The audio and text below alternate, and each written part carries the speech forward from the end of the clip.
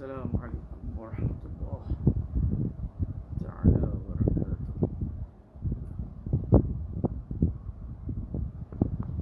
Assalamualaikum. Cuba komen tuan-tuan.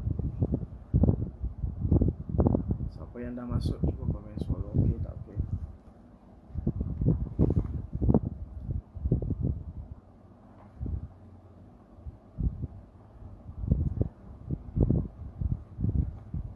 Kita akan teruskan pengajian kitab Nawar Bagi Hati, insyaAllah. Apa tu? Itu Mula. Tuan-tuan yang masuk, Khair Uthman, cuba komen suara okey. Ibn Rawa, suara okey ke? Jelas tak jelas suara saya? InsyaAllah malam ini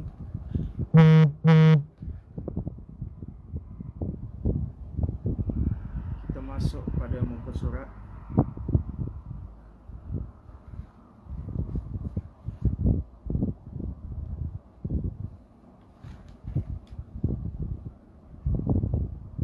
masih pada muka surat 21. Sambungan pengajian qalb, artinya jantung, masuk pada muka surat 21.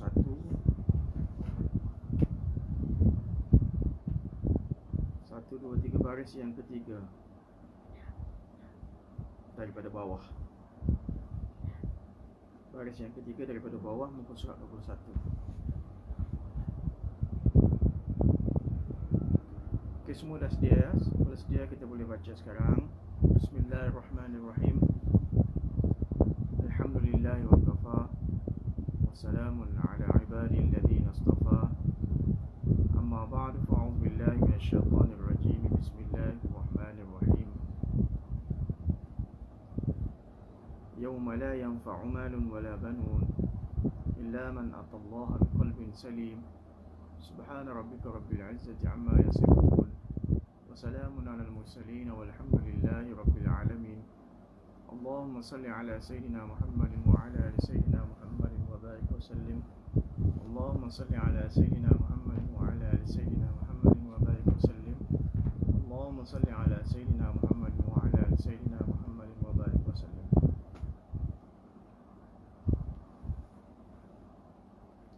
Qala al-muallif rahimahullah ta'ala wa nafa'ana bi'ulumi fid darain. Muka surat 21 kita Arab bagi ketiga daripada bawah.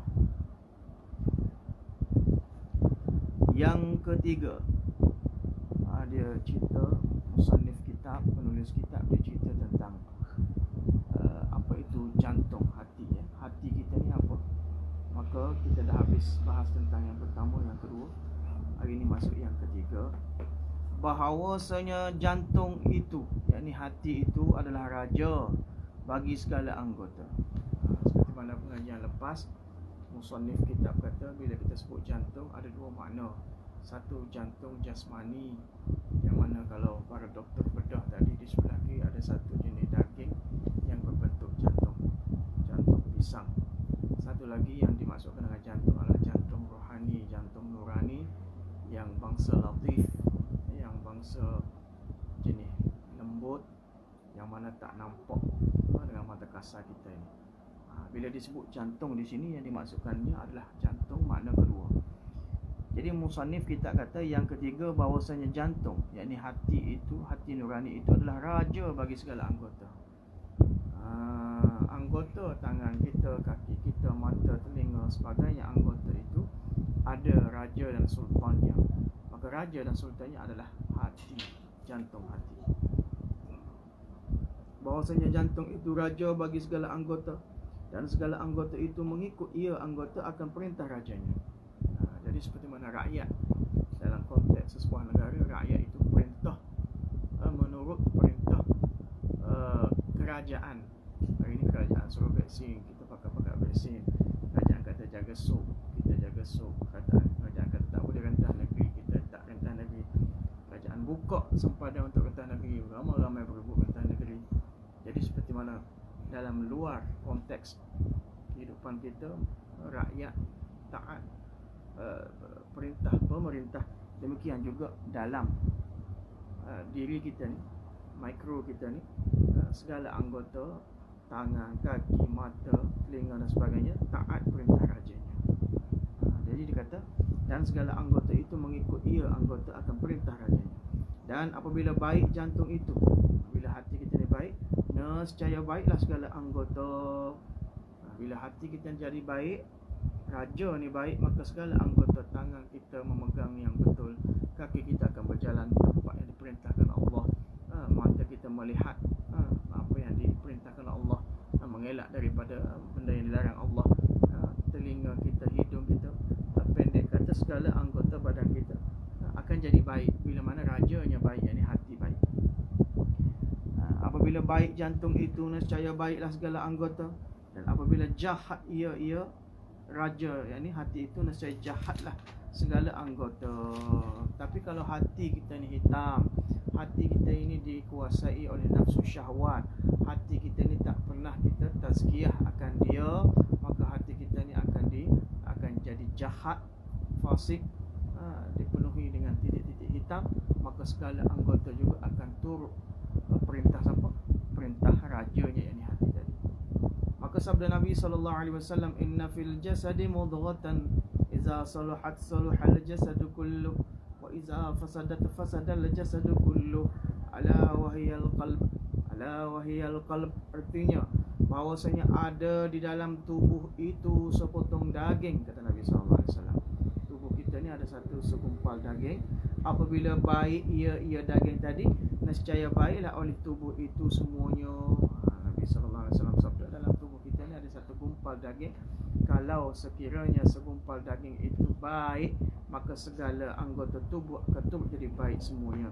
Di sana.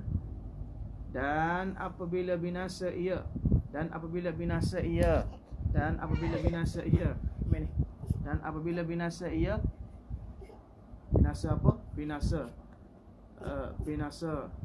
raja tadi, yakni hati tadi.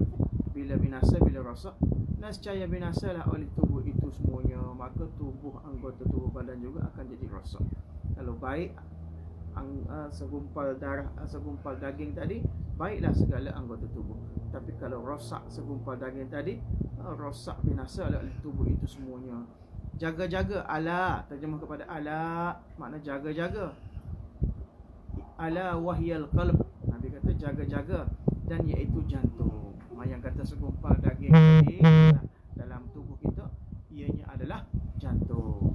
Jaga-jaga makna ketahuilah, dan iaitu jantung. Dan apabila adalah baik jantung itu, sebab bagi baik segala anggota. Kalau jantung hati kita ni baik, hati kita baik, maka segala anggota badan juga akan jadi baik. Nescaya wajib atas kita bersungguh-sungguh pada membanyakkan, membaikinya dan memeliharanya hati tadi. Jadi wajib kepada kita, lazim kat atas kita untuk bersungguh-sungguh, bukan main-main. Seperti mana kita bersungguh-sungguh untuk hias rupa kita, badan kita, perempuan rupa, make up muka dan sebagainya, orang lelaki untuk make up tubuh badan supaya sado dan sebagainya. Maka kita kena bersungguh-sungguh juga untuk membaikinya, yakni hati, dan memeliharanya hati tadi daripada segala kerosakan, kebinasaan. Itu berkenaan hati. Nombor 3. Masuk nombor 4. Dan yang keempat, bahawasanya jantung, yakni hati itu tempat taruh bagi segala sifat-sifat kepujian. Hati kita ni tempat simpan, tempat taruh segala sifat-sifat yang terpuji, yakni mahmudah. Seperti apa sifat terpuji? Seperti iman, yakni tempat taruh iman dalam hati kita, dan makrifah, pengenalan dalam hati kita, dan tawakul, berserah diri pada Allah dalam hati kita, tak tempat taruhnya, dan redha dan keredaan pada Allah tempat taruhnya dalam hati, dan pengetahuan ilmu juga tempat taruhnya dalam jantung hati kita. Maka patut sangat bagi pertaruhan yang seperti ini bahawa dipelihara akan dia daripada segala kelakuan. Jadi kalau hati itu tempat taruh iman, tawakal, takwa dan sebagainya, maka patut sangatlah untuk kita pelihara hati ini sebagai tempat taruh benda tersebut tadi. Daripada apa? Daripada segala kelakuan yang dicela, daripada kelakuan mazmumah dia panggil, yang dicela. Seperti apa? Seperti takabur, riya, hasad, dengki dan sebagainya. Dan dijaga daripada seteru. Dan hendaklah kita jaga hati kita daripada seteru musuhnya. Siapa musuh hati kita ni? Iaitu syaitan. Syaitan adalah musuh bagi hati kita yang utamanya. Masuk yang kelima, bahawasanya jantung itu tempat ilham. Tadi jantung itu tempat taruh sifat-sifat terpuji. Yang kelima pula, bahawasanya jantung hati itu tempat ilham daripada malaikat dan tempat was-was bagi syaitan. Kalau hati kita ni dipenuhi dengan sifat-sifat yang terpuji, maka turunlah ilham-ilham yang baik daripada Allah dan malaikatnya ke dalam hati kita. Tapi kalau hati kita itu dibiari, dibiar semak, kotor-kotoran, apa akan jadi? Dia tempat jadi jatuhnya was-was bagi syaitan. Dan lagi jantung hati itu tempat berperang akal dan hawa nafsu. Dan hati inilah akal kita dan hawa nafsu syahwat kita dah berperang. Maka akal itu menyuruh ia akal kepada kebajikan, dan hawa nafsu menyuruh ia hawa nafsu kepada kejahatan. Hati inilah tempat berperang di antara akal dan hawa nafsu. Adapun akal, dia ajak orang seru kepada kebaikan, ketaatan, ibadah. Adapun hawa nafsu syahwat, dia mengajak kita kepada kejahatan. Seperti mana firman Allah Ta'ala, innan nafsa la ammaratun bisu'. Sesungguhnya nafsu amarah itu, dia suka menyuruh kita melakukan keburukan. Dan hawa nafsu menyuruh ia hawa nafsu kepada kejahatan, maka sayu dia bahawa tiada dilalaikan daripadanya. Tambahan lagi bahawasanya kesalahan jantung itu lebih besar. Jangan kita lalaikan hati kita ini daripada hawa nafsu dan sebagainya. Tambah lagi bahawasanya kesalahan jantung itu lebih besar. Kalau jantung tadi kita biarkan dengan hawa nafsu, maka segala kesalahan yang dibuat oleh anggota tubuh tadi disebabkan jantung hati. Sebab itu kata bahawasanya kesalahan jantung itu lebih besar. Sekurang-kurangnya keras ia tiada menerima pengajaran, dan kesudahannya kufur. Jadi hati kita ni kalau tak hias hati kita ini, kalau kita tak tazkiyah hati kita ni, paling kurang mudaratnya dia akan jadi liar. Paling kurang mudaratnya dia akan jadi liar, tak dengar kata, degil. Dia ni tiada menerima pengajaran. Orang nasihat, orang bagi pengajaran, orang nasihat, dia tak dengar, dia akan jadi liar. Tiada menerima pengajaran. Itu at least paling kurang. Dan maksimal dia akan pergi mana? Ke mana dia akan pergi? Bila kita tak mentazkiyahkan hati kita, dan kesudahannya, klimaksnya jadi kufur. Bukan main-main hati ni tuan-tuan. Kalau kita tak tazkiyah, kalau kita tak bersihkan hati, kalau kita tak hiasi hati dengan sifat-sifat mahmudah, at least dia paling kurang dia akan jadi liar, tidak mendengar pengajaran, nasihat tidak didengari, malah orang yang nasihat, orang yang menasihati dia anggap musuh. Me samajtahu dushman jumudi samjati. Aku akan anggap orang itu musuh aku, orang yang tegur aku, orang yang cuba nasihati aku, itulah musuh aku. Itu paling kurang. Dan klimaks dia ke mana? Akhirnya dia akan kufur pada Allah Subhanahu Wa Taala. Bukan main-main tuan-tuan. Kufur. Tiadakah engkau dengar? Kenapa? Tidakkah kamu mendengar firman Allah Ta'ala? Aba wastakbara wa kana minal kafirin. Surah Al-Baqarah.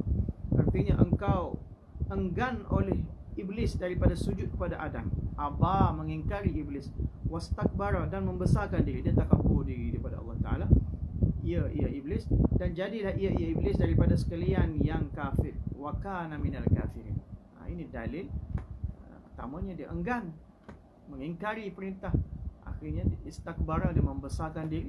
Wa kana minal kafirin. Allah Ta'ala golongkan iblis daripada golongan orang-orang yang kufur kepada Allah Ta'ala. Dan jadilah ia iblis daripada sekalian yang kufur, yang kafir. Maka adalah takabur itu dalam jantungnya, dalam takabur itu adalah dalam hati iblis, benda yang tak nampak. Tapi bila Allah Ta'ala suruh sujud pada malaikat, Allah Ta'ala suruh sujud segala malaikat kepada Adam AS, dia aba, enggan untuk sujud kepada Adam. Itulah takabur, membesar diri yang ada dalam jantungnya, yakni hatinya. Maka mensebabkan takabur tadilah mensebabkan ia akan tertegah daripada sujud. Disebabkan takabur itulah dia enggan untuk sujud kepada Adam AS. dan akan kufur dengan Tuhannya. Jadi sebab untuk enggan sujud kepada Adam, dan takabur itu juga jadi sebab kufur kepada Allah Subhanahu Wa Taala. Takabur kenapa? Dia duk main akal, dia kata, khalaqtani min nar, ya Allah kamu cipta aku daripada api, wa khalaqtahu min tin, dan kamu cipta Adam daripada tanah. Sifat api itu menyala-nyala, melonjak-lonjak ke atas. Dia takabur sifat api itu, dan sifat tanah itu tawadhu', rendah diri. Bagaimana api yang melonjak-lonjak boleh sujud kepada tanah yang sifatnya rendah. Jadi dia kata, aku lebih hebat ciptaan aku daripada api. Bagaimana aku nak sujud kepada Adam yang mana dicipta daripada tanah biasa saja. Jadi dia main akal dia enggan untuk sujud kepada Adam AS. Aba wastakbara, dia enggan, dia takabur. Maka jadi sebab dia apa? Dua sebab. Pertama, sebab dia enggan sujud. Yang kedua, sebab dia kufur. Wa kana minal kafirin, dan akan kufur dengan Tuhannya, wali'azubillah. Maka Allah Ta'ala selamatkan kita. Dan ketahui olehmu, wahai talibul ilm, wahai sekalian penuntut ilmu, bahwasanya segala kelakuan yang dicela itu, yakni mazmumah itu, banyak sifat-sifat mazmumah ni. Tapi penulis kitab ni, Syekh Abdul Qadir Mandili kata, tetapi hamba sebutkan di sini 10 perkara saja pada 10 bab. Hamba nak sebut 10 perkara yang mana setiap satu perkara ni dibahagikan dalam 10 bab. Kerana yang 10 ini asal bagi semuanya. Kerana foundation sifat-sifat mazmumah ini adalah asalnya 10. Hak lain keluar, sifat-sifat lain daripada 10 ini adalah dia punya konkretnya di sini, foundationnya di sini. Kalau sini ada bertapak dalam hati kita, akan keluarlah sifat-sifat mazmumah yang lain. Kerana yang 10 ini asal bagi semuanya, dan yang lain daripadanya terjadi, yakni terbit ia apa, sifat mazmumah daripada yang 10 ini. Pertama sifat mazmumah yang dicela Allah Ta'ala, sangat loba atas makanan. Tidak sebut satu-satu secara terperinci. Kedua, sangat loba atas berkata-kata, sangat suka sembang.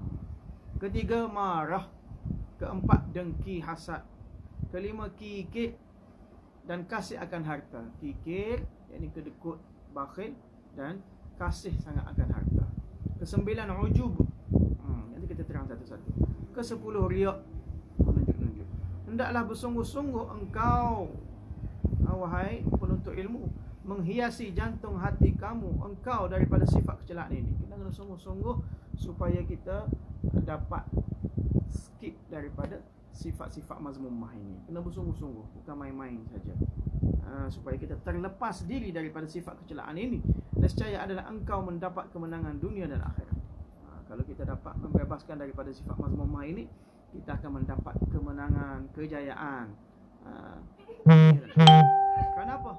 Kerana firman Allah Ta'ala, qad aflaha man zakkaha. Artinya sesungguhnya dapat kemenangan, dapat kejayaan mereka yang membersihkannya, zakkaha, mereka yang membersihkannya hati. Artinya membersihkan akan jantungnya daripada kelakuan yang dilarang. Dan sabda Nabi SAW, at-tuhuru syatrul iman. Artinya bersuci, yakni membersih diri, bersuci, kebersihan itu separuh daripada iman.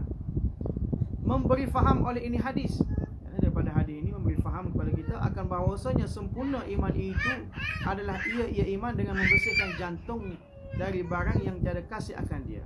Jadi nak sempurna iman, syaratnya kita kena membersihkan hati kita dari daripada perkara-perkara yang Allah Ta'ala larang daripada dia. Allah Ta'ala larang riya, Allah Ta'ala larang daripada takabur, Allah larang daripada hasad.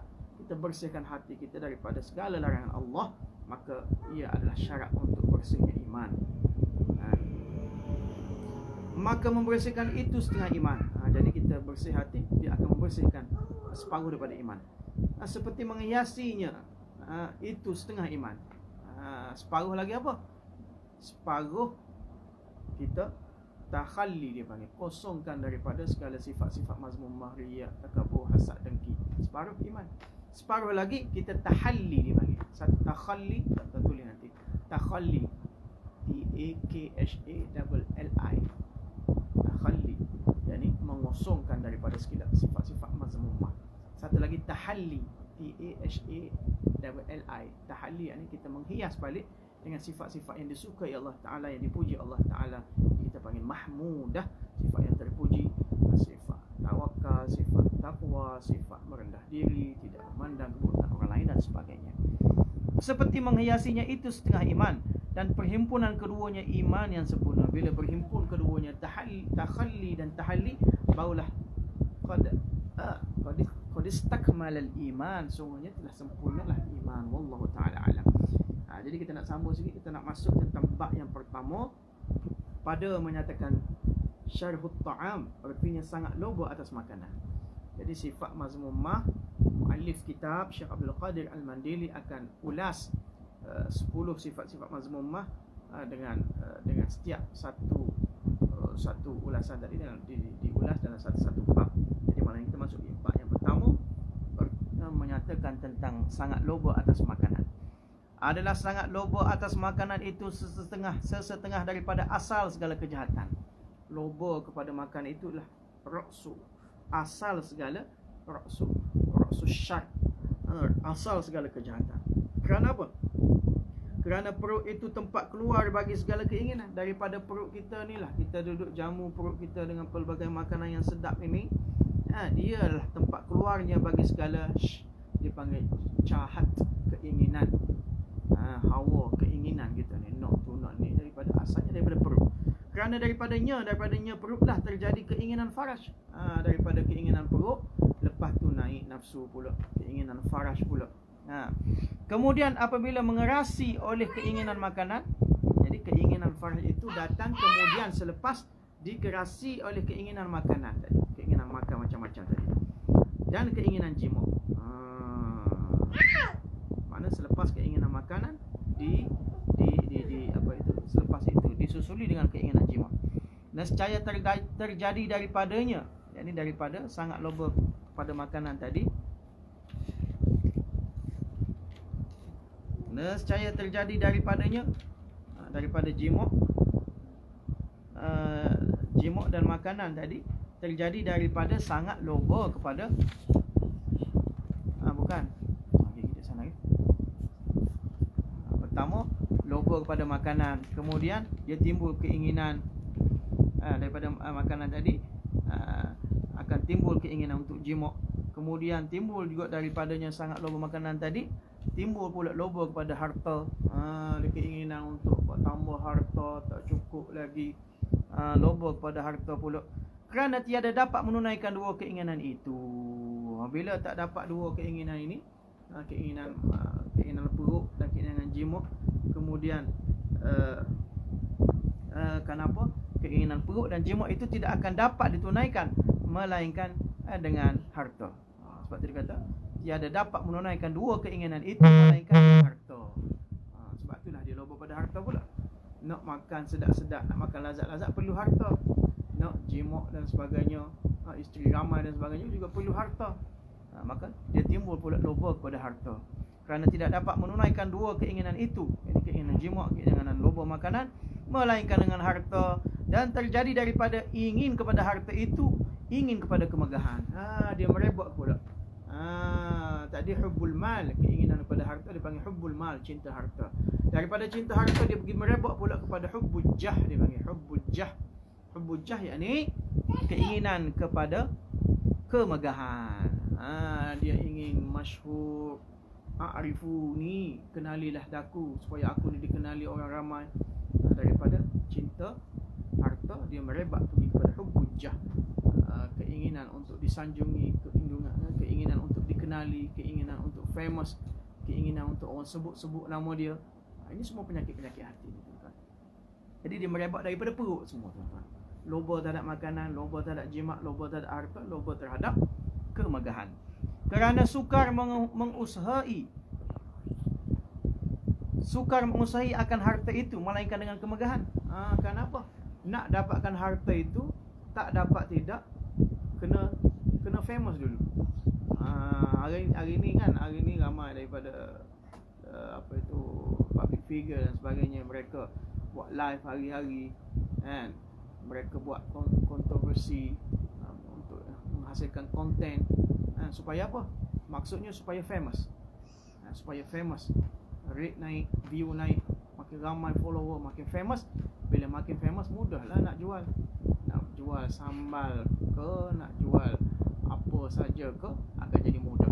Sebab itulah musannif kata ni, kerana sukar mengusahi akan harta itu melainkan dengan kemegahan. Ini satu usul. Nak jual apa, nak dapatkan harta, perlu famous dulu, maka mudahlah jalan untuk mendapatkan harta. Kemudian apabila menuntut ia akan harta dan kemegahan, bila dah dapat harta, al-mal, dan kemegahan al-jah, apa akan jadi? Dan mendapat ia akan keduanya, bila dah dua-dua dah dapat, nescaya berhimpun padanya oleh beberapa banyak daripada kebinasaan. Bila harta dah dapat, famous dah dapat, akan berhimpunlah di sana banyak daripada kebinasaan. Seperti apa? Seperti riak dan takabur, menunjuk-nunjuk dan takabur, ego dalam hati, dan dengki, jealousy, dan berseteru, bermusuh-musuh dengan orang lain dan lain daripadanya, dan selain daripada itu. Semua sifat-sifat rumah tadi lahir daripada bila mendapat dua perkara tadi. Tengok ni dia merebot tuan-tuan. Dan tempat keluar semuanya itu perut.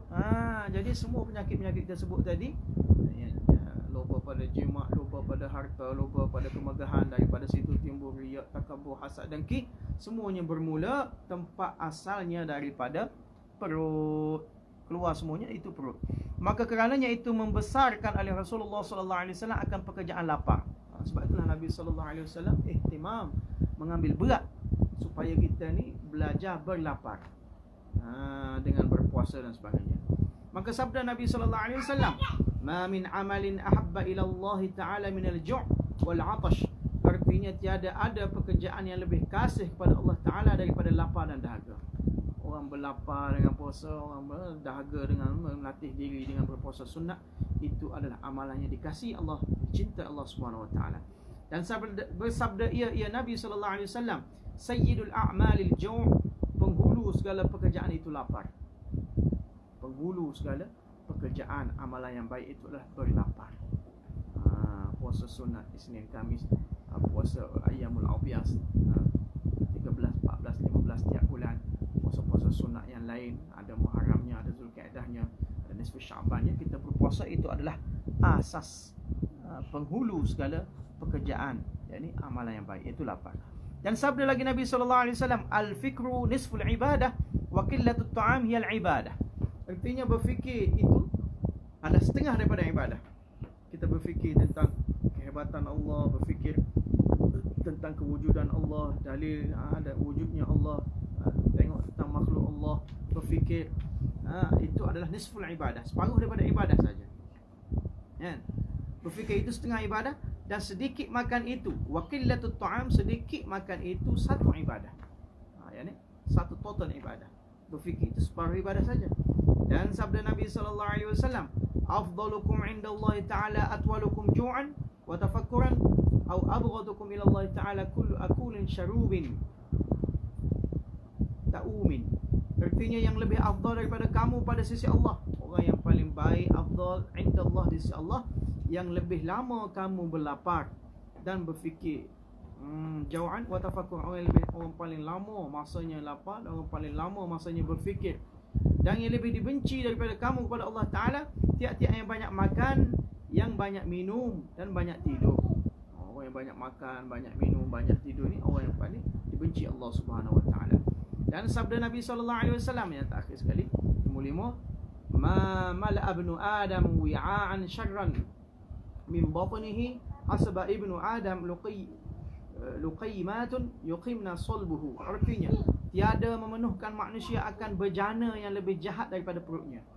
Nabi SAW bersabda bahawa perut kita ni ibarat bejana, satu bekas. Tidak ada satu bekas yang lebih jahat daripada perut manusia itu. Memada akan manusia oleh beberapa suap yang membetulkan akan tulang belakangnya. Jadi kalau kita nak masukkan makanan di dalam perut kita ni, berpadalah kita memasukkan beberapa suapan saja, luqaimatun, yang sekadar membetulkan akan tulang belakang. Jadi bila kita biasa lapar ni, bila lapar ni, kita akan tunduk sikit. Perut depan ni dia akan rapat dengan tulang belakang. Jadi dia akan apa? Dia akan apa? Bengkok, dia apa panggil? Bongkok. Jadi makan makanan ni sekadar mana kita perlu, sekadar kita makan boleh membetulkan balik tulang sulbi kita. Sekadar itu saja keperluan manusia. Lebih daripada itu dia ke belakang pula. Jadi macam-macam lah, tak boleh buat ibadat. Maka memadakan akan manusia oleh beberapa suap yang membetulkan akan tulang belakangnya. Menyebut akan segala hadis ini oleh Al-Imam Al-Ghazali dalam kitab beliau yang bernama Al-Arba'in fi Usuluddin. Jadi tuan-tuan, kita tak habis lagi tentang doba, tentang makanan ni. Kita berhenti di sini dulu. InsyaAllah kita masuk pada pengajian akan datang pada muka surat 25. Tak jauh ini, InsyaAllah masuk pada muka surat 25. Mudah-mudahan Allah Ta'ala bagi taufik pada kita untuk belajar berlapar. Berlapar bukan maknanya tak makan, maknanya kita makan ketika lapar, berhenti sebelum kenyang. Dan juga kita latihkan diri untuk puasa-puasa sunat, puasa nawafil, Isnin Khamis, puasa putih dan sebagainya, supaya kita dapat mengkontrol nafsu makan kita. Dan daripada nafsu makan kita, bila dapat kontrol nafsu jima, nafsu harta, nafsu apa-apa lagi nafsu yang disebut tadi dapat dikontrol oleh kita dengan kita menjaga makan. InsyaAllah ta'ala alam. Mudah-mudahan Allah Ta'ala beri taufik pada saya dan tuan-tuan dan seluruh umat Nabi Muhammad sallallahu alaihi wasallam. Wallahu ta'ala alam wa ilmu atam. Kita sambung lepas ini insyaAllah. Bismillahirrahmanirrahim. Allahumma faqihna fid din wa 'allimna at-ta'wil wa hdina ila sawa'is sabil. Rabbi zidna 'ilma warzuqna fahma. Allahumma maghfiratuka awsa'u min dhunubina wa rahmatuka arja 'indana min a'malina. اللهم طهر قلوبنا عن سيئاتك، اللهم طهر قلوبنا عن معصيتك، ونور قلوبنا بمعصيتك، اللهم نور قلوبنا بذكرك، اللهم نور قلوبنا بمحبتك ومعرفتك برحمتك يا ارحم الراحمين. اللهم آت انفسنا تقواها وزكيها انت خير من زكاها، انت وليها ومولاها. اللهم انا نعوذ بك من جهل البلاء ودرك الشقاء وسوء القضاء وشماتة الاعداء برحمتك يا ارحم الراحمين. ربنا آتنا في الدنيا حسنة وفي الآخرة حسنة وقنا عذاب النار. سبحان ربك رب العزة عما يصفون، سلام على المرسلين.